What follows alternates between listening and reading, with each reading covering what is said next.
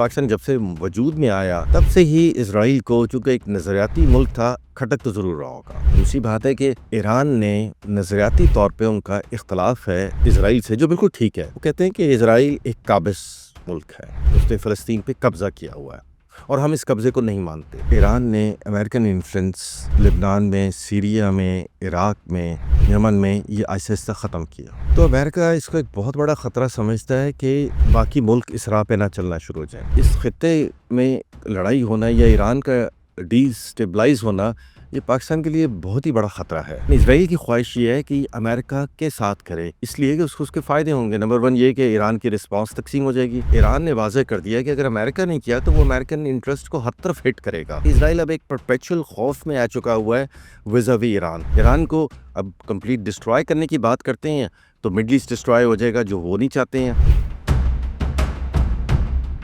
Trump صاحب کی میں سٹیٹمنٹ ایک پڑھ رہا تھا کہ وہ چاہ رہے ہیں کہ ایران مذاکرات کرے۔ بیسکلی یہ ہے کہ اسرائیل سیکیور ہو جائے۔ It has become a very unpredictable world، اور اسپیشلی ٹرمپ صاحب کے آنے کے بعد دنیا اور غیر یقینی صورتحال کا شکار ہو چکی ہوئی ہے۔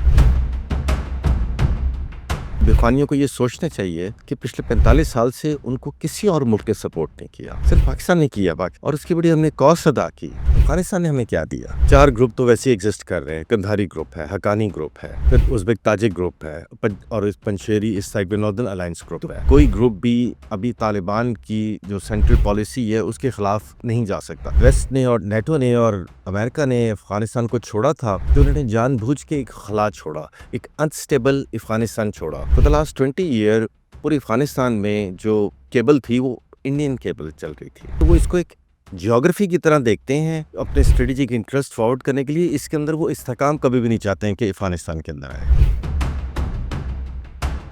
ابھینندن سے آپ کی ملاقات بھی ہوئی تھی، ہمیں یہ بھی جو ہے وہ پتہ چلا، تو کیا واقعی ابھینندن نے F-16 طیارہ گرایا تھا یا پھر یہ ایکس انڈین ایئر چیف کو 7 سال بعد کیسے یاد آ گیا کہ ابھینندن کو بھی نہیں پتا لیکن اس نے گرایا تھا؟ یہ ایک ایئر چیف ہے جس کی پوری سروس کو پتا ہے کہ یہ جھوٹ بول رہے ہیں۔ بسم اللہ الرحمن الرحیم۔ السلام علیکم ناظرین، انفولڈ پاکستان میں آپ سب کو خوش آمدید کہتے ہیں۔ پاکستان اور افغانستان کے درمیان صورتحال دن بدن خراب ہوتی جا رہی ہے۔ اس کے پیچھے کیا وجوہات ہیں؟ افغانستان کے ساتھ ہمارے معاملات اتنے بگڑ کیوں گئے؟ ان تمام تر سوالوں کے جواب حاصل کرنے کے لیے اور ساتھ ہی ساتھ مشرق وسطیٰ کی جو صورتحال بڑی تیزی سے تبدیل ہوتی ہوئی دکھائی دے رہی ہے، ایران پر کبھی حملہ کرنے کی بات کی جاتی ہے، کبھی حملے کو روک لیا جاتا ہے، یہ اور بہت کچھ آج ہم جانیں گے۔ ہمارے ساتھ گیسٹ موجود ہیں، دفاعی تجزیہ کار بھی ہیں، ماہر بین الاقوامی امور بھی ہیں، ایئر اتاشی بھی رہ چکے ہیں انڈیا میں، سابق سفیر بھی ہیں، ایئر مارشل شاہد اختر ہلال امتیاز ملٹری۔ السلام علیکم سر۔ وعلیکم السلام سر کیسے ہیں آپ؟ جی بالکل ٹھیک ٹھاک۔ بہت شکریہ سر آپ کے قیمتی وقت کا۔ میں افغانستان کی سچویشن سے جو ہے وہ شروع کرنا چاہوں گا، آغاز کرنا چاہوں گا۔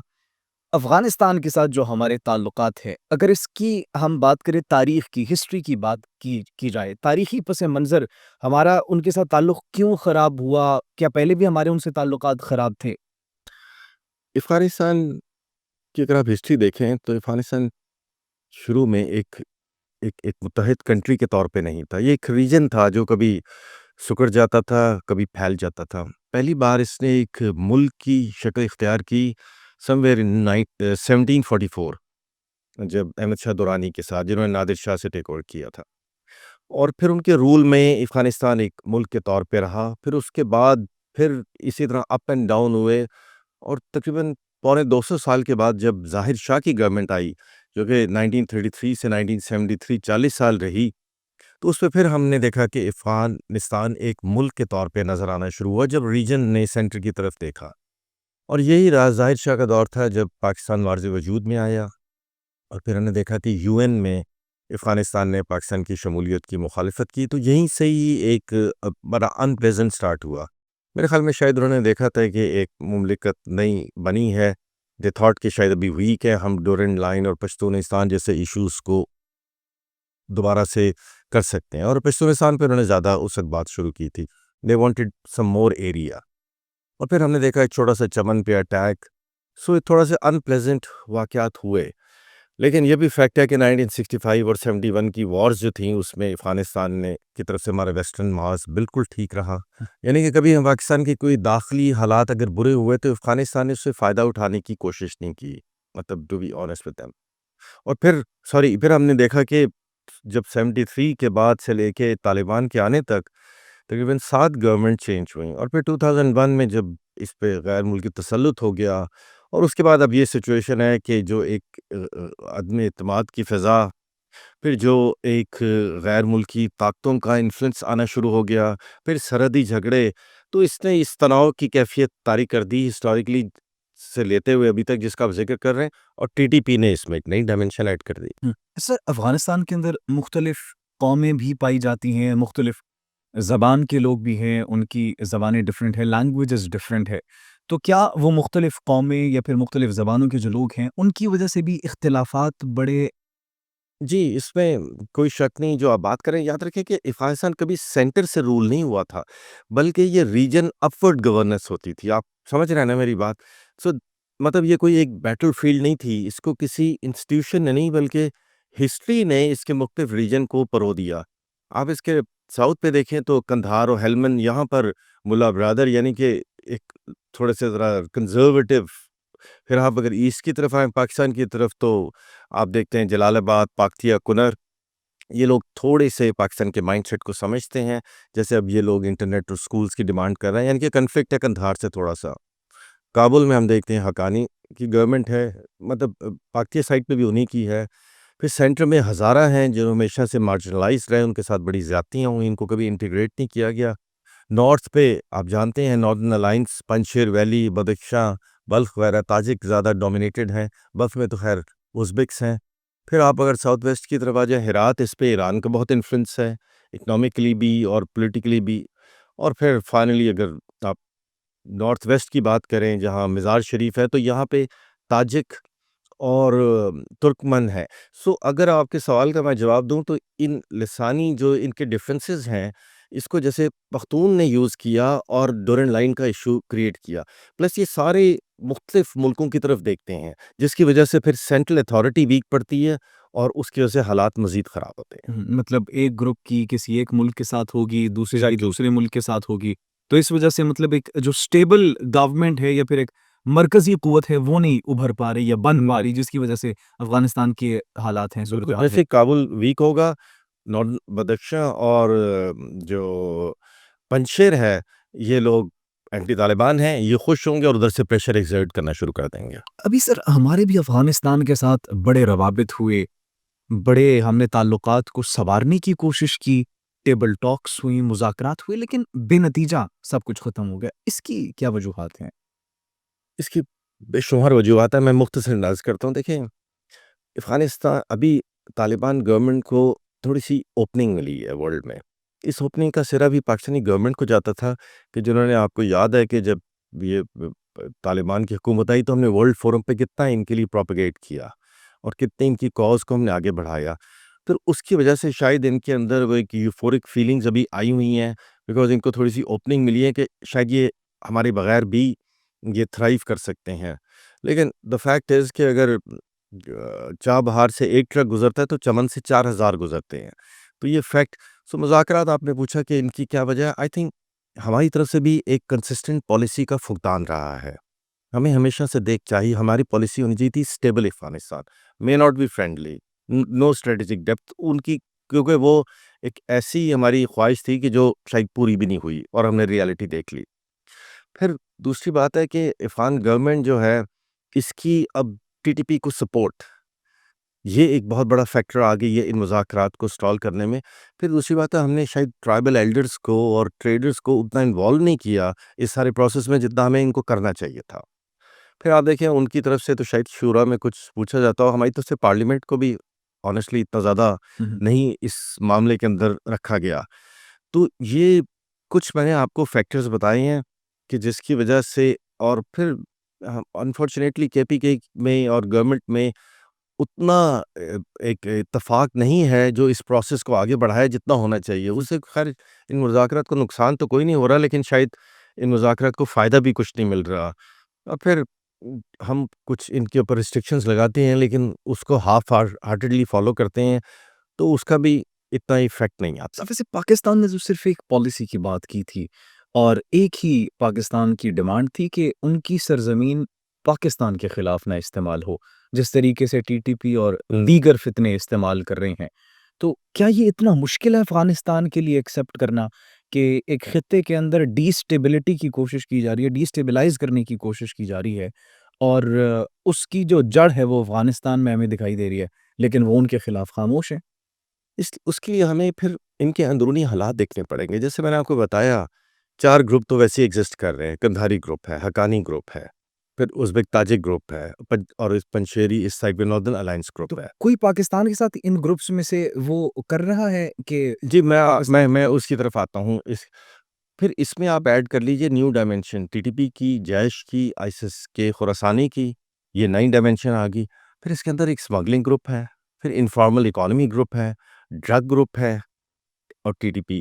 تو آپ اب سوچیں کہ کتنا ہاچ پاچ ہے. ان سب کے ہوتے ہوئے ایک ایک اچھی پالیسی بنانا یا ان سب کو ساتھ لے کے چلنا، یہ اندرونی طور پہ ان کے لیے مشکل ہے. ہمارے لیے بھی کچھ اپنے اندرونی مسائل تھے، جیسے میں نے ذکر کیا کہ ان کے ہاں بھی لوگ سمگلنگ کو فروغ دیتے ہیں، تو ہماری سائڈ پہ بھی کچھ لوگ تھے جن کے ان چیزوں کے اندر انٹرسٹ تھے، جس نے ہمارا مورل سٹانس کو بھی ویک کیا. تو یہ دونوں طرف سے یہ اور پھر ایکسٹرنل ایلیمنٹس تو ہیں جس کی ہم آگے جا کے بات کر سکتے ہیں. ایگزیکٹلی اچھا سر، ان گروپس میں سے کوئی پاکستان کے ساتھ بھی کہتا ہے کہ ہمیں تعلقات ٹھیک کرنے چاہیے، نارملائز کرنے چاہیے، یا پھر یہ سارے گروپس ہی پاکستان کے اسٹانس کے خلاف ہیں اور ٹی ٹی پی کو سپورٹ کر رہے ہیں؟ نہیں، یہ ابھی سر دستی کہنا بہت مشکل ہے، کیونکہ اب ایسی چیزیں مطلب اتنی اوپن میں آپ کی جو نیگوسیشنز ہوتی ہیں وہ ظاہر ہے مطلب دے کانٹ کم. اوبویسلی کوئی گروپ بھی ابھی طالبان کی جو سینٹرل پالیسی ہے اس کے خلاف نہیں جا سکتا. لیکن پاکستان کے ساتھ ڈائلیما یہ رہا ہے کہ ہمیشہ ہمیں آفن گروپس کے ساتھ بات کرنی پڑی ہے. اس گروپ کے ساتھ بات کرنے کا نقصان یہ ہوتا ہے کہ وہ ایک جو انسٹیٹیوشنل میموری ہوتی ہے یا کنٹینیوٹی ہوتی ہے وہ نہیں ہو سکتی تھی، اور وہ پھر اور ان گروپس کے اپنے سیپریٹ انٹرسٹ بھی ہوتے تھے. سو جو بھی ایک رکاوٹ تھی اس سارے حالات کو ٹھیک کرنے میں. اچھا سر، یہ جو اختلافات بڑھ رہے ہیں ان کے اندر کون کون سی ملکی اور غیر ملکی قوتیں اور پھر بین الاقوامی قوتیں آپ کہیں گے کہ ملوث آپ کو دکھائی دے رہی ہیں کہ یہ نہیں چاہتے کہ پاکستان اور افغانستان کے تعلقات ٹھیک ہوں، یہ نہیں چاہتے کہ یہاں پر امن کی صورتحال ڈیولپ ہو؟ ابھی میں نے آپ کے ساتھ بہت سارے گروپس کا ذکر کیا. اب یہ میں نے بتایا تھا ان گروپس کی بعض اوقات الائنمنٹ اپنے اپنے جو کلوزسٹ ہمسائے ہیں ان کے ساتھ ہے. ان کے ساتھ ہوتی کنٹریز اب کے ساتھ؟ تو کبھی کبھی وہ اس کے حساب سے چلتے ہیں. یہ میں ان کی ایک داخلی انٹرنل میں بات کر رہا ہوں. ایکسٹرنل پہ ہم آتے ہیں جو ایکٹر انفلوئنس کر رہے ہیں. اس کے علاوہ اب جو اس کے اندر ایلیمنٹس آ گئے ہیں جس میں آئسس کے ہو گئی ہے یا داعش ہو گئی ہے یا ٹی ٹی پی ہو گئی ہے، اور کوشش کی جا رہی تھی کہ ان میں سے کچھ ایلیمنٹس کو جو میں نے آپ کو بتایا کہ ایسٹ کی طرف سیٹل کرنے کی کوشش ہے، جو پاکستان کے لیے ایک بڑا ورثم پوائنٹ ہے. اب ہم ایکسٹرنل ایکٹر کی طرف آتے ہیں. ہمیں اس میں تو تعجب نہیں ہونا چاہیے کہ انڈیا اس سچویشن سے فائدہ اٹھائے گا. آئی مین وی شوڈنٹ بی سرپرائزڈ آن دس. اور انڈیا نے اس کا فائدہ اٹھایا، کیونکہ ویسے بھی India prime minister Manmohan Singh اور جو ان کے national security advisor Ajit Doval ہیں، اس کے بعد سے India is a different India. میں نے پچھلا انڈیا بھی دیکھا ہوا ہے. اور اس لیے انہوں نے مطلب جہاں یہ دوسروں کے لیے پرابلم کریٹ کرنے کی کوشش کرتے ہیں، لیکن یہ اپنے پاؤں پہ خود بھی کلہاڑی مار رہے ہیں. آپ نے دیکھا کہ کیا ان کو رسپانس کینیڈا سے، امریکہ سے، انگلینڈ سے ملی اس قسم کے اقدامات کرنے کی. سو ان کی ٹی ٹی پی کے اندر اس کو شے دینا is a very natural phenomena and they are doing it. اور ہمارے پاس اس کے پروفس بھی ہیں، اور اس پہ بھی ہم نے افغان گورنمنٹ کو کہا ہوا ہے کہ آپ اس کو بھی ریسٹرین کروائیں. ایکچولی جب افغان گورنمنٹ خود سوچ لے گی کہ وہ ٹی ٹی پی کو سپیس نہیں دے گی تو وہ آٹومیٹکلی کسی ایکسٹرنل ایکٹر کو بھی یہ سپیس نہیں دے گی کہ وہ انفلوئنس کریں. اب آتے ہیں ہم ایران کی طرف اور سینٹرل ایشین ریپبلک کی طرف. ان کے اپنے اپنے جو علاقے ان کے ساتھ لگتے ہیں ان کے ساتھ ان کے انٹرسٹ ہیں، اور وہ انٹرسٹ نیسیسریلی کوئی پاکستان کے انٹرسٹ کے خلاف نہیں ہم کہہ سکتے. لیکن جب ہم بات کرتے ہیں ویسٹ کی اور امریکہ کی اور اسرائیل کی، تو اسرائیل اوبویسلی چاہے گا کہ ایران اور پاکستان کے درمیان ایک کمزور اور ویک اور انسٹیبل ملک ہو.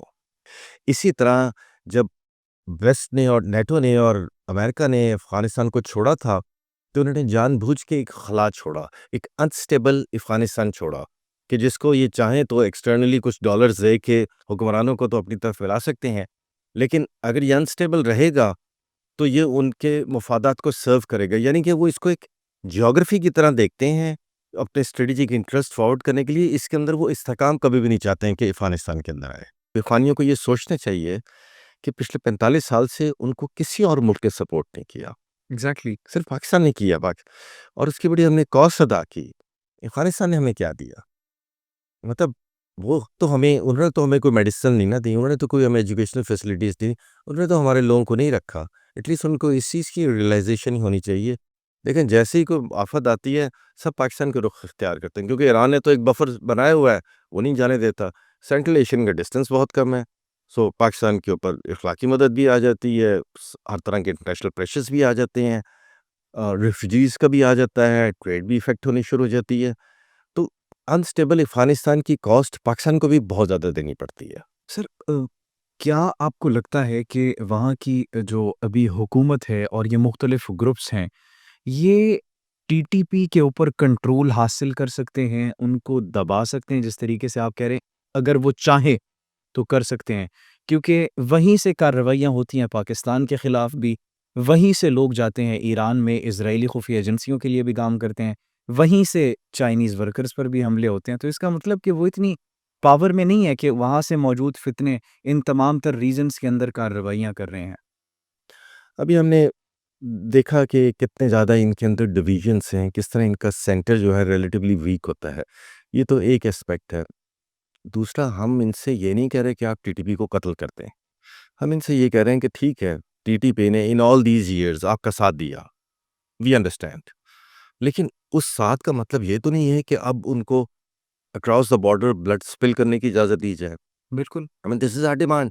مسئلہ یہ ہے کہ اب دونوں کنٹریز کا موقف میں بڑا ڈفرنس ہے. ہم کراس بارڈر کو بڑا سیریسلی دیکھتے ہیں، افغانستان کو ایک ثانوی حیثیت دے رہے ہیں. تو جب آپ کے موقف میں اتنا زیادہ ڈفرنس ہو تو پھر ایک کامن گراؤنڈز پہ نہیں ہے. اور جہاں تک آپ کہتے ہیں کہ کیا یہ کنٹرول کر سکتے ہیں، یہ ڈیفینیٹلی کنٹرول کر سکتے ہیں. یہ کوئی بڑی بات نہیں ہے ان کے لیے ان گروپس کو کنٹرول کرنا، اور ان ساری چیزوں کو مشکل ضرور ہوتا ہے، but they can do it if they want to. اور اگر وہ ہمارے ساتھ مل کے کوآپریٹ کریں تو ہم تو آج بھی کوآپریٹ تو کرنے ہم کے لیے اس کے لیے بالکل تیار ہیں. سر ابھی آپ نے ایک اور بات کی تھی کہ اگر پاکستان کی عوام کو دیکھا جائے تو پاکستان کی عوام کے اندر ایک سافٹ کارنر ہے دل میں. 70% افغانستان کے حق میں، افغانستان کی عوام سے بڑی محبت کرتی ہیں. ہم نے ان کو یہاں پر ان کی جس طریقے سے ہاسپٹیلٹی کی، ایجوکیشن، کاروبار، گھر سب کچھ دیے.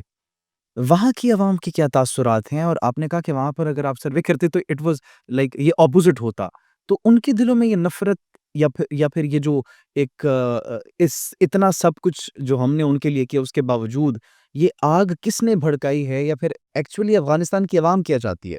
پاکستان ایک نظریاتی ملک تھا.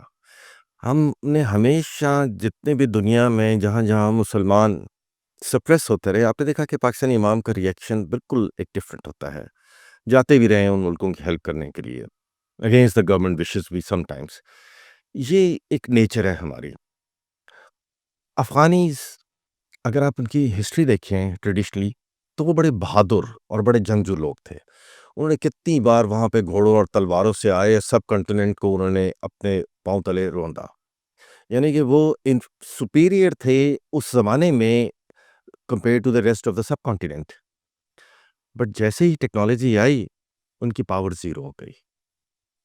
اب ان کی پاور تو زیرو ہو گئی بیکاز اس لیے کہ انہوں نے ترقی نہیں کی، لیکن ان کا وہ جو ایک پرائیڈ اور وہ ایک مینٹیلٹی ہے وہ ختم نہیں ہوئی اس لحاظ سے جس لحاظ سے ان کو کرنا چاہیے. اب دیکھیں جو ایجوکیٹڈ افغانیز ہیں اسپیشلی جو پاکستان سے پڑھے ہوئے ہیں، ان سے آپ انٹریکٹ کریں ان کے مائنڈ سیٹ ڈفرینٹ ہیں، they understand the whole mechanic.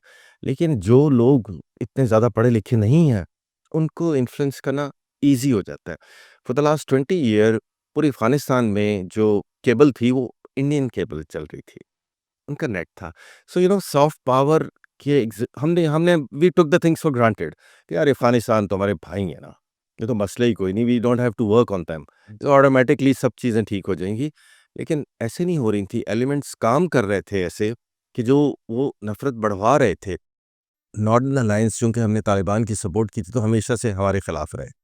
اب یہ جو پچھلے 20 سال تھے اس میں وہ لوگ ڈومینیٹ کر رہے تھے. ایکس انڈین ایئر چیف جو ہیں وہ سٹیٹمنٹ دیتے ہیں کہ ابھینندن نے پاکستان کا F-16 طیارہ مار گرایا تھا، 7 سال بعد ان کو یاد آیا ہے. تو ابھینندن سے آپ کی ملاقات بھی ہوئی تھی، ہمیں یہ بھی جو ہے وہ پتہ چلا. تو کیا واقعی ابھینندن نے F-16 طیارہ گرایا تھا یا پھر یہ ایکس انڈین ایئر چیف کو 7 سال بعد کیسے یاد آ گیا کہ ابھینندن کو بھی نہیں پتا لیکن اس نے گرایا تھا؟ میں اس وقت سروس میں تھا جب انڈین ایئر چیف نے یہ سٹیٹمنٹ دی تو مجھے ذاتی طور پہ بڑا دکھ ہوا. مجھے دکھ اس لیے ہوا تھا، میں نے کہا اب یہ ایک ایئر چیف ہے جس کی پوری سروس کو پتہ ہے کہ یہ جھوٹ بول رہے ہیں، تو ان کی کیا عزت رہے گی. اور ان کے نہ صرف کہ ان کی سروس کو پتہ تھا، ان کے سارے دانشوروں کو بھی پتہ تھی یہ بات کہ یہ جھوٹ بول رہے ہیں. اور اب دیکھیے میں ان کی سٹیٹمنٹ سن رہا تھا، وہ کہتے کہ ابھینندن نے آ کے کلیم نہیں کیا ہے، لیکن ہم کہہ رہے ہیں کہ ابھینندن چونکہ تم اس ایریا میں تھے جہاں وہ جہاز تھا تو اس لیے تم نے ہی شوٹ کیا ہوگا. اور ابھینندن کے تو چاروں میزائل انٹیکٹ تھے، ہم نے دکھائے بھی تھے. اور تو میں اس پہ اب مزید کیا کہوں. امریکنس نے اس وقت فورن اسٹیٹمنٹ انہوں نے بتایا کہ سارے وہ چونکہ F-16 کا پورا ریکارڈ رکھتے ہیں، سارے F-16 انٹیکٹ تھے. تو اب یہ بات کہنی ہے، اور سب سے مذکر خیز یہ ہے کہ وہ بار بار یہ کہہ رہے ہیں کہ جی ابھینندن کلیم نہیں کر رہا. پائلٹ تو سب سے پہلے کلیم کرتا ہے. ایران کی سچویشن سر بڑی ہمیں کبھی جنگی دہانے پر پہنچتی ہوئی دکھائی دیتی ہے، کبھی بالکل حالات تھم جاتے ہیں، رک جاتے ہیں. اب سر اسرائیل کو، مغرب کو، امریکہ کو ایران سے خطرہ کیا ہے؟ ہمیشہ کہا جاتا ہے ابھی ایٹمی قوت بن جائے گی، ابھی ایٹمی دھماکے ہو جائیں گے.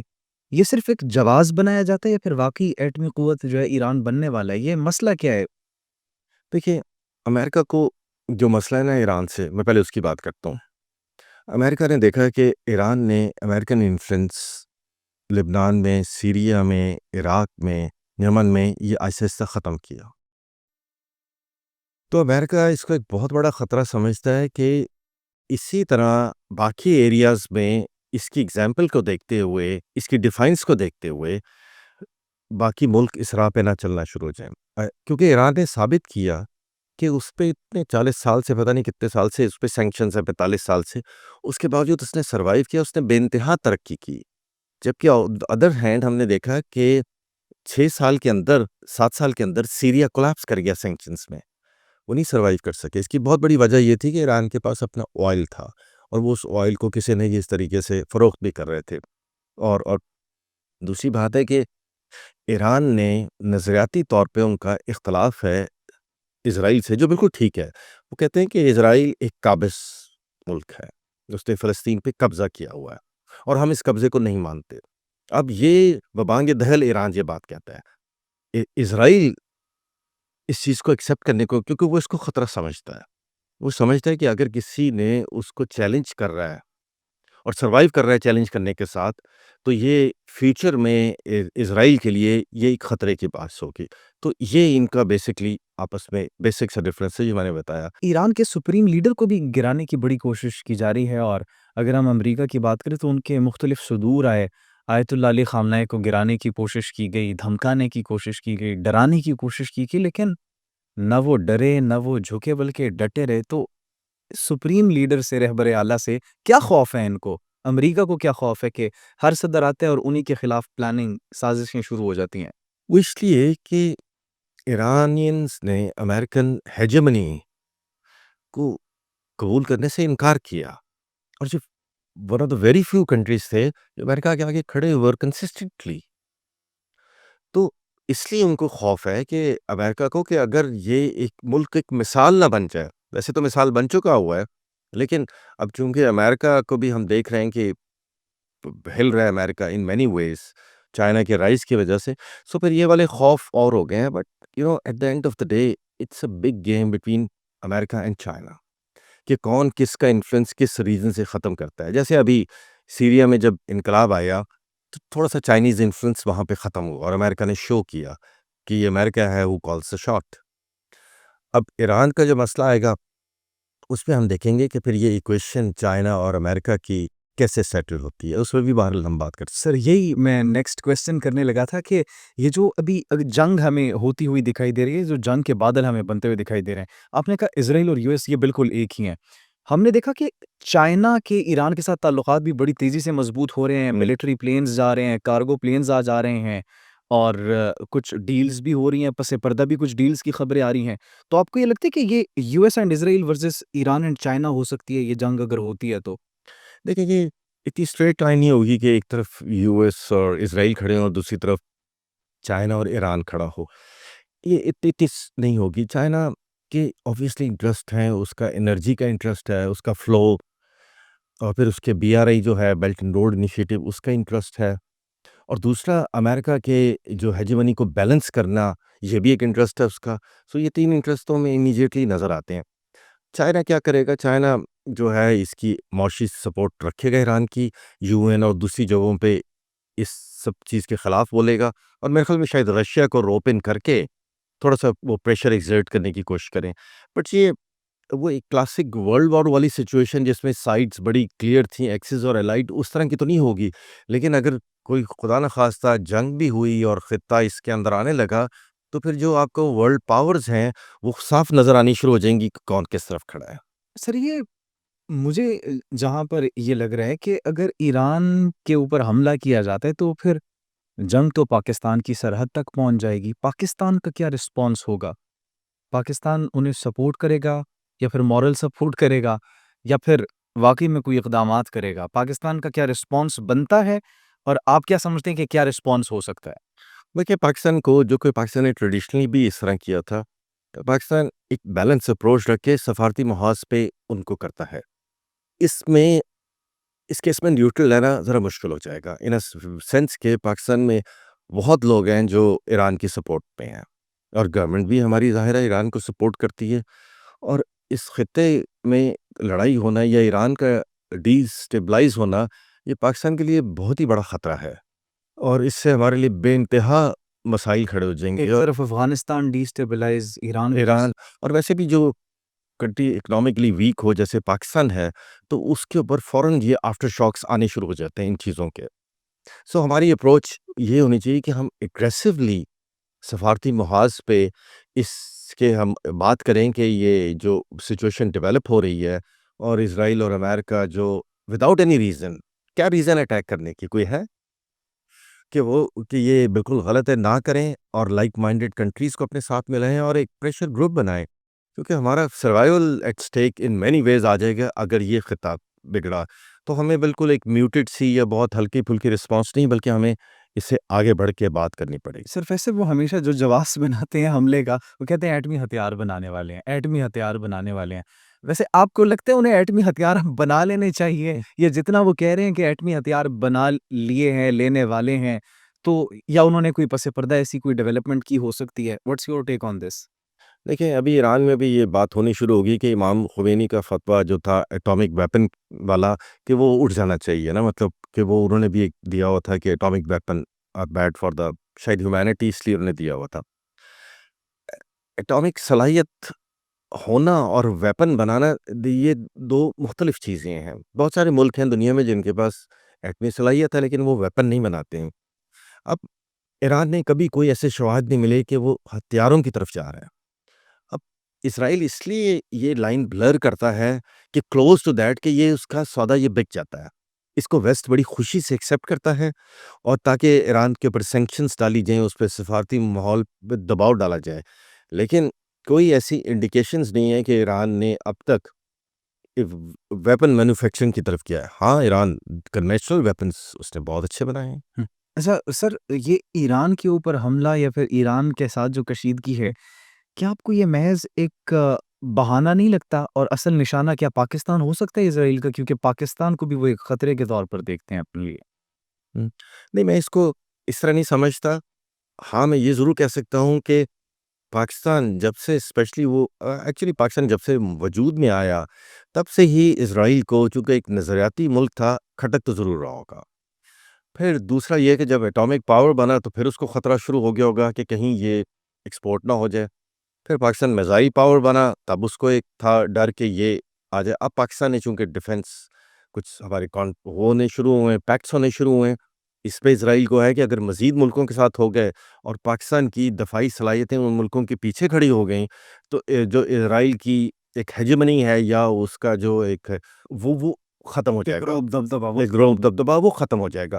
تو اس لیے وہ پاکستان کو ہمیشہ سے سمجھتا ہے، اور پھر پاکستان کے وہ عوام کو جانتا ہے کہ ان کو نظریاتی طور پہ اسرائیل نے جو کچھ کیا، ان کو آج تک وہ صابرہ شتیلہ کے کیمپوں کی اور جو اس نے ظلم کیا، اور اب غزہ میں تو حادی ہو گئی ہے، تو وہ جانتا ہے کہ پاکستانی عوام کے اندر اس کی ایکسیپٹیبلٹی وہ زیرو ہے یا مائنس میں ہے. اس کو اس چیز کا بڑی اچھی طرح احساس ہے. اچھا سر، اسرائیلی نیوز چینلز کے اندر کچھ رپورٹس بھی آ رہی تھیں اور ایسا لگ رہا تھا کہ اسرائیل ملٹی وار فرنٹ کی تیاری کر رہا ہے، تو وہ ملٹی وار فرنٹ اس سٹیج پر اسرائیل کیا کر سکتا ہے، اور اگر یہ ہوتی ہے تو کس کے خلاف ہوگی؟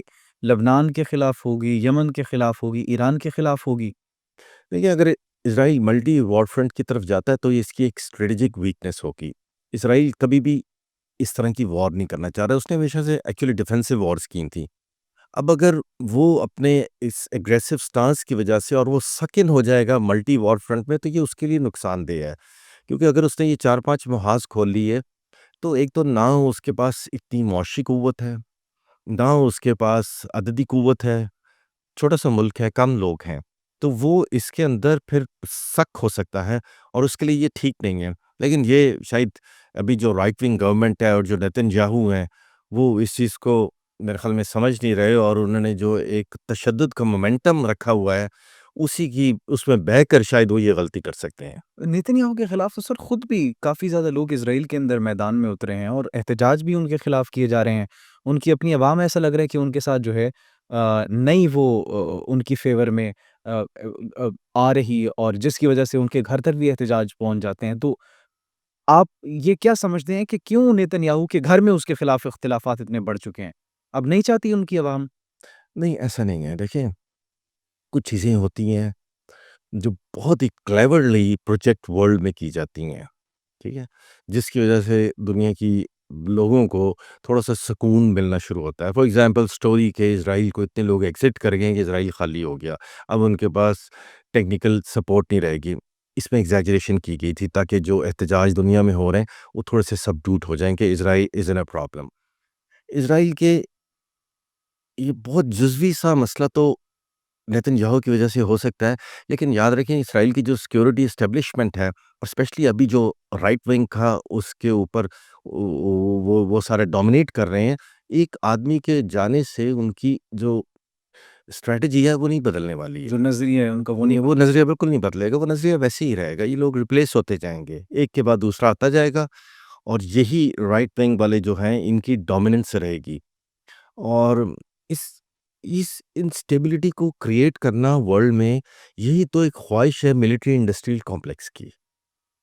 یہ گیم ساری ملٹری انڈسٹریل کمپلیکس کی چل رہی ہوتی ہے، اور اس کا نشانہ اس کی پراکسیز وار جو ہے وہ مختلف ملک بنتے جاتے ہیں. جتنا مڈل ایسٹ اپنے آپ کو انسیکیور فیل کرے گا، اتنا ہی وہ ویپن لے گا ویسٹ سے اور امریکہ سے.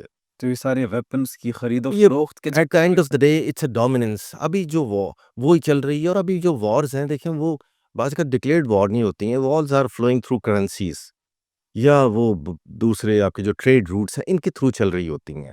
تو اس چیز کو غور سے دیکھنے کی ضرورت ہے کہ وار جو ہے وہ کیا بیٹل فیلڈ پہ لڑی جا رہی ہے یا وہ بٹ کوائن کے تھرو لڑی جائے گی. کیا سمجھتے ہیں جس طرح 12 روزہ جنگ ہوئی تھی ایران اور اسرائیل کی، ایران پر دوبارہ حملہ کیا جا سکتا ہے، اور اگر حملہ کیا گیا ایران کا کیا رسپانس ہوگا؟ دیکھیں، it has become a very unpredictable world, اور اسپیشلی ٹرمپ صاحب کے آنے کے بعد دنیا اور غیر یقینی صورتحال کا شکار ہو چکی ہوئی ہے. اب اگر ایران پہ اٹیک ہوتا ہے، اگر تو صرف اسرائیل اٹیک کرتا ہے، تو دیر از اے چانس کہ یہ جنگ تھوڑی سی محدود بھی ہو سکتی ہے، آلدو اتنی محدود پھر بھی نہیں رہے گی. لیکن اسرائیل کی خواہش یہ ہے کہ امریکہ کے ساتھ کرے، اس لیے کہ اس کو اس کے فائدے ہوں گے. نمبر 1 یہ کہ ایران کی رسپانس تقسیم ہو جائے گی. نمبر 2 یہ کہ اس کا فائنینشیل برڈن امریکہ لے لے گا. تیسرا یہ ہے کہ انٹرنیشنل فورمز پہ وہ پھر امریکہ اس کو یعنی کہ سپورٹ دے گا، بیکاز امریکہ خود اس وار کے اندر ہوگا. مطلب اسرائیل خود ڈر رہے ایران سے. ایران اس کا بھی میں آپ کو بتا سکتا ہوں کہ کیوں ڈرتا ہے. تو وہ چاہ رہا ہے کہ امریکہ جو ہے وہ انیشیشن لے، لیکن اس کے اندر خطرہ یہ ہے کہ ایران نے واضح کر دیا کہ اگر امریکہ نے کیا تو وہ امریکن انٹرسٹ کو ہر طرف ہٹ کرے گا. آئل جو ہے وہ ڈسٹرپٹ ہو جائے گا. مڈل ایسٹ میں امریکن ٹارگٹس، اب مڈل ایسٹ کے کنٹریز بالکل نہیں چاہتے وہ کہ یہ ہو، تو وہ امریکہ کو روکتے ہیں کہ یار ڈونٹ گیٹ انٹو دس وار، کیونکہ وہ جانتے ہیں کہ پورا خطہ کا توازن جو ہے وہ بگڑ جائے گا. اور اب کون سی پاور ہے جو اس خطے کا توازن بگاڑنا چاہتی ہے کہ پھر وہ ملٹری انڈسٹریل کی گیم ہو جائے؟ سو یہ اس چیز کو بڑا غور سے سمجھنے کی ضرورت ہے. سر آپ کہہ رہے تھے کہ اسرائیل ڈرتا ہے، وہ وہ میں آپ کو بتاتا ہوں، اس لیے کہ ایکچولی ایران پہ جب سینکشنز لگیں تو ایران نے سرپرائزنگلی کچھ چیزوں کے اندر اپنے آپ کو بڑا ڈیولپ کیا. بعض اوقات سینکشنز کے یہ فائدے بھی ہوتے ہیں کہ لوگوں کے اندر ریزیلینس بھی آتی ہے، اور ایٹ دا سیم ٹائم ان کی مجبوری بن جاتی ہے. جیسے ابھی تک وہ F-14s کو مینٹین کر رہے تھے جس مرضی حالت میں، حالانکہ وہاں سے اسپیئرز بھی نہیں مل رہے تھے. I don't know how they were doing it. تو انہوں نے پھر جو میزائل اور دوسرے سسٹمز ڈرونز کے بنائے، اس نے اسرائیل کو اس بار سرپرائز کر دیا تھا، کیونکہ وہ پینیٹریٹ کر گئے. اب آئرن دفاع وہ سب جی اب دفاع بہت ایکسپینسو ہے ان کا، اور اٹیک از انیکسپینسو.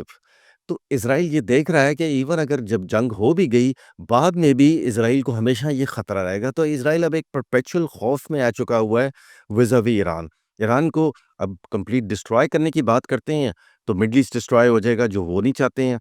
سو یہ کمپلیکس سچویشن ہے کہ یہ کس طرح کیا جائے. ابھی ٹرمپ صاحب کی میں اسٹیٹمنٹ ایک پڑھ رہا تھا ٹویٹ کے، وہ چاہ رہے ہیں کہ ایران مذاکرات کرے، اور اب وہ مذاکرات کے ذریعے کیا اچیو کرنا چاہ رہے ہیں یہ بھی ہم دیکھتے ہیں کہ کیا ہے. مطلب ایران اوبویسلی ایٹامک ویپن تو نہیں بنا رہا، تو پھر ہاں سر، یہی میں آپ سے سوال کرنے لگا تھا کہ جوہری مذاکرات وہ کرنا چاہتے ہیں، لیکن جوہری ہتھیار ہوگا نہیں ایران کے پاس، نہ کوئی جوہری ہتھیار ابھی ہے، تو جوہری مذاکرات کا نام کیوں دیا جا رہا آئی ہے؟ تھنک وہ ان کی جو کیپیبلٹی اور کیپیسٹی ہے وہ اس حد تک اس کو ریسٹرکٹ کرنا چاہ رہے ہیں کہ ایران اگر کبھی اس لائن پہ سوچے بھی تو اس کو بہت سال لگ جائیں. تو وہ اس کی انریچمنٹ کیپیبلٹی کو بہت حد تک ریڈیوس کروانا چاہیں گے، اور پھر بہت زیادہ انسپیکٹرز بٹھوائیں گے، اندر اپنا ایکسیس لیں گے. دیٹس واٹ دے وانٹ کہ ایٹ لیسٹ وہ والا خطرہ جو ہے وہ ختم ہو جائے. اور پھر اس کے ساتھ ساتھ وہ جو ان کے لانگ رینج میزائلز ہیں اور ان چیزوں کی طرف بھی جانے کی کوشش کریں گے، تو وہ اس قسم کا وہ دیکھ رہے ہیں. بیسکلی یہ ہے کہ اسرائیل سیکیور ہو جائے. اچھا سر، بس آخری سیگمنٹ میں آپ سے ایک آدھی سوال کروں گا. ہم ایک مسلم الائنس بھی بنتا ہوا دیکھ رہے ہیں، جس کو اگر میں اسلامک نیٹو ٹائپ یا پھر مسلم نیٹو ٹائپ کہوں. پاکستان سعودی عرب کا اسٹریٹجک میوچل ڈیفنس ایگریمنٹ ہوا، ترکیہ اس میں شامل ہونا چاہتا ہے، دیگر ممالک کی بھی آوازیں آ رہی ہیں، اسرائیل کے لیے بھی یہ خطرہ ہے. ہاؤ ڈو یو سی دس؟ یہ ہوتا ہوا دکھائی دے رہے ہیں، نہیں ہوتا ہوا دکھائی دے رہا ہے؟ اس کے فوائد کیا ہو سکتے ہیں؟ دیکھیے، مجھے سر دست تو یہ ہوتا ہوا نظر نہیں آ رہا. اس کی ریزن یہ ہے کہ جو مسلم ممالک ہیں ان کے اندر بہت زیادہ اختلاف ہیں. ایک تو فرقہ وارانہ اختلاف ہے، دوسرا ایریاز کے ڈسپیوٹس ہیں، پھر ان کی سیاسی قبلے بھی ڈفرینٹ ہیں. کسی کے چائنا کی طرف ہے، کسی کا امریکہ کی طرف ہے، ٹھیک ہے نا. تو یہ ان ڈفرینسز کے ہوتے ہوئے مجھے کوئی الائنس تو نظر نہیں آتا. ہاں، اگر آپ کہیں گے ملٹری کوآپریشن مجھے نظر آتی ہے، تھوڑی سی ٹیکنالوجی ٹرانسفر نظر آتا ہے، اور لمیٹڈ پیکٹس نظر آتے ہیں جیسے پاکستان سعودیہ کا ہوا تھا. اور اس کے آگے اگر آپ بات کرتے ہیں کہ ایک مسلم نیٹو فورس بننی، تو وہ مجھے فی الحال ذرا مشکل نظر آ رہی ہے. اسی جس طرح سر آپ نے بھی اختلافات کی، میرے ذہن میں اچانک آ گیا جیسے یو اے اور سعودی عرب ایک دوسرے کے آمنے سامنے ہے، سوڈان میں، یمن میں، مختلف محاذوں پر. تو یہ بھی بڑا ہمارے لیے ایک سوچنے کا اور ہمارے لیے ایک فکر کرنے کی بات ہے کہ کیسے مسلم دنیا کے اندر مسلم ممالک ہی ایک دوسرے کے آمنے سامنے آ چکے ہیں، مفادات دونوں کے ڈیفرنٹ ہے. آخر میں سر جاتے جاتے بس یہی بتائیے کہ امن کیسے آ سکتا ہے؟ although ایک بڑی چھوٹی سٹیٹمنٹ ہے امن، لیکن سر امن ضروری ہو چکا ہے اس وقت. ہم ایک پیسفل انوائرمنٹ چاہتے ہیں، ہم ایک پیسفل دنیا چاہتے ہیں، اور یقیناً تمام تر لوگ جو ہیں وہ بھی ایک پیسفل زندگی گزارنا چاہتے ہیں. ایران کے اندر دیکھیں سچویشن، افغانستان کے اندر دیکھیں، مڈل ایسٹ کے اندر دیکھیں کیوس ہے. کون ہے جو یہ امن لا سکتا ہے؟ امن کیسے آ سکتا ہے؟ مجھے یاد ہے میں نے ایک کتاب پڑھی تھی، اور اس میں اس نے آتھر نے یہ لکھا تھا کہ امریکن عوام جب ایک بہت کمفرٹیبل حالات میں رہتے رہتے، کنزیومرزم کرتے کرتے جب وہ تھک جاتی ہے اور بور ہو جاتی ہے، تو پھر وہ سوچتے ہیں کہ دنیا میں نکل کے کچھ اور بھی ایڈونچر کریں. تو اب آپ سے دیکھیں کہ یہ کیسی سائیکی اور کیسی مینٹیلٹی ہے. اگر ایسی سائیکی اور مینٹیلٹی رہے گی تو دنیا میں امن کیسے آ سکتا ہے؟ یہ تو میں نے آپ کو ایک بالکل چھوٹی سی ایک بیسک سی مثال دی ہے۔ امن دنیا میں مجھے فی الحال آتا ہوا نظر نہیں آ رہا، اس لیے کہ گریڈ بہت بڑھ گئی ہے۔ ایک زمانہ تھا جب سادگی کا زمانہ تھا اور محبت کا زمانہ تھا، اور ملک ایون ایک دوسرے کی طرف بھی بہت بریف ویسے پیریڈ ایسا آیا تھا جب ایک کوآپریشن کا تھوڑا سا تھا۔ ابھی تو مسابقت کا زمانہ آ گیا ہوا ہے، ہر کوئی دوسرے کو کاٹنے کے لیے پھر رہا ہے۔ آپ اپنے ملک کے اندر حالات دیکھ لیں، آپ ایک انڈیویجولس کے ایٹیچیوڈ دیکھ لیں، اس سے آپ کو پھر اندازہ ہو جائے گا کہ دنیا کا اوور آل ایٹیچیوڈ بھی اسی لائن پہ جانا شروع ہو گیا ہے۔ But this is very unfortunate, اس لیے ہم دیکھ رہے ہیں کہ یونائٹڈ نیشن کی اتھارٹی ختم ہو گئی ہے۔ ہم دیکھ رہے ہیں کہ مائٹ از رائٹ کا اصول آ گیا، جس کی لاٹھی اس کی بھینس۔ اب ٹرمپ صاحب تو بالکل اسی اصول کو اپلائی کر رہے ہیں۔ اب جو کنٹریز بیچارے کمزور ہوتے ہیں وہ پھر ان کی مجبوری بن جاتی کہ ان کے ساتھ ملیں۔ گرین لینڈ کو خریدنے کی وہ مطلب آپ دیکھیں، وہ کہہ رہے تھے بگرام بیس میں لوں گا، بگرام مطلب ایئر اس کی بیس۔ کوئی لاجک ہے؟ گرین لینڈ، اور تو اوپر سے نیٹو بھی نے بھی دیکھا کہ وہ ہیوملیٹ ہو کے افغانستان سے نکلی، پھر داماڈول ہیں وہ بالکل یوکرین میں، اب وہ ایک اور جگہ اپنے آپ کو ایگزرٹ کرنے کی کوشش کریں گے۔ تو یہ امن جو ہے یہ آتا ہوا نظر نہیں آ رہا۔ چائنا کی اپروچ امن کی طرف ہوتی ہے، وہ ہمیشہ معاشی ترقی سے اور کوآپریشن سے اپنے مفادات کو آگے بڑھاتا ہے، اپنے اسٹریٹجک انٹرسٹ کو۔ American philosophy is totally different. انہوں نے I think 550 bases all around the world بنائے ہوئے ہیں، اور مقصد یہی ہے کہ جیسے ہی کوئی لیفٹ ٹو رائٹ ہو یہ اس پاور کا استعمال کریں۔ اور اب تو ان کو یہ کہتے ہوئے بھی شرم نہیں آتی ہے۔ مطلب ایک زمانہ تھا امریکہ ڈیموکریسی کی بات کرتا تھا، فریڈم کی بات کرتا تھا، چاہے نعرے تھے لیکن پھر بھی اس کو دیکھا جا رہا تھا کہ ایک ہمارے سامنے ایک ایگزامپل ہے۔ اب تو یہ ان کی لینگویج بھی بڑی فاؤل ہو گئی ہے، مطلب اپروچ تو ہے ہی ہے، لینگویج بھی اس کے ساتھ، یعنی کہ things have become come out openly now. تو یہ اب بدقسمتی سے جو کمزور ملک ہیں ان کو سکیئر کر دیتی ہے۔ جہاں پر سر امریکہ ہوگا وہاں پر ہم نہیں آ سکتے، ان شارٹ ابھی جو ہاں نہیں وہاں مداخلت جہاں پر کرتے ہیں جی امریکہ نہیں آ سکتا، کیونکہ آپ ذرا امریکہ کی ہسٹری بھی دیکھ لیں، پچھلے 80-90 سال کی کتنی اس نے حکومتیں گرائی ہیں اس نے، اور مطلب جو کنٹریز بہت پرابلم کریٹ کرتے ہیں ان میں امریکہ ہے، فرانس ہے، انگلینڈ ہے، ٹو اسمال ایکسٹینٹ میں کہوں گا کہ شاید جرمنی ہے، اسرائیل ہے، اور اب اس کے اندر بھارت نے بھی بڑی فخر سے اپنا نام ڈالنا شروع کر دیا ہے کہ میں بھی دنیا میں مطلب پرابلم کریٹ کرنے کے لیے آگے آ رہا ہوں۔ تو یہ ہمیں دیکھنا پڑے گا کہ یہ ایسی اپروچ اگر ان 5 کنٹریز کی ہے تو وہ پھر جو امریکہ ایکسس آف ایول کہتا تھا، وہ ایول تو وہ والی ایکسس تو نہیں نہ رہی ہے۔ ایگزیکٹلی، اور اس طرح پھر امن بھی نہیں آ سکتا۔ امن کو تو یہ خود ہی خیر آباد کہہ رہے ہیں ڈرامہ کے لیے اور اپنے مفادات کے لیے۔ بہت شکریہ سر آپ کے قیمتی وقت کا۔ It was really nice having the conversation with you. بڑا اچھا لگا، ہمیں بڑا کچھ سیکھنے کو ملا، ہماری آڈینس کو بھی بڑا کچھ سیکھنے کو ملا ہوگا۔ مزید ہم آپ کو یہاں پر انشاءاللہ بلاتے رہیں گے، بھارت کے ساتھ تعلقات پر بھی بات کریں گے ہمارے، اور کچھ مختلف ہمارے مائنڈ میں اور بھی کچھ سیریز ہیں، ہم انشاءاللہ آپ کے ساتھ جو ہے وہ ان ٹچ رہیں گے۔ فی الحال سر میں آپ سے بھی اجازت لوں گا، اپنی آڈینس سے بھی اجازت لوں گا۔ ناظرین، آپ کو ہمارا پوڈ کاسٹ کیسا لگا کمنٹ سیکشن میں اپنی قیمتی رائے سے ضرور آگاہ کیجیے گا۔ اپنا بہت خیال رکھیے، اللہ نگہبان۔